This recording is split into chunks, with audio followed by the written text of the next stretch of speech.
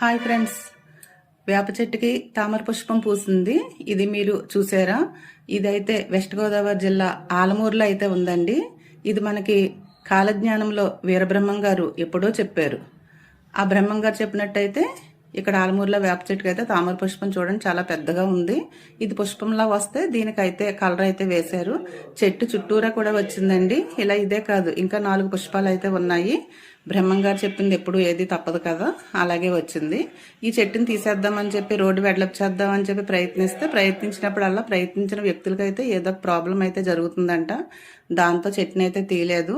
6 years back కూడా ఈ చెట్టుని తీసేద్దామని చెప్పి ప్రయత్నించిన వాళ్ళకి యాక్సిడెంట్ అదే ఇబ్బంది పడి ఈ చెట్టుని అయితే అలాగే చెట్టడం జరిగింది. బ్రహ్మం గారు చెప్పిన అది కదా, అలా చూడటానికి అయితే చాలా బాగుందండి. అది పెరుగుతుందండి, రోజు రోజుకి అయితే పెరుగుతుంది. ఆ ఫ్లవర్ అయితే పెరుగుతుంది. ఇంకా చిన్న చిన్న ఫ్లవర్స్ కూడా వచ్చినాయి. థ్యాంక్ యూ అండి. ఛానల్ అయితే సబ్స్క్రైబ్ చేసి ఎంకరేజ్ చేయండి.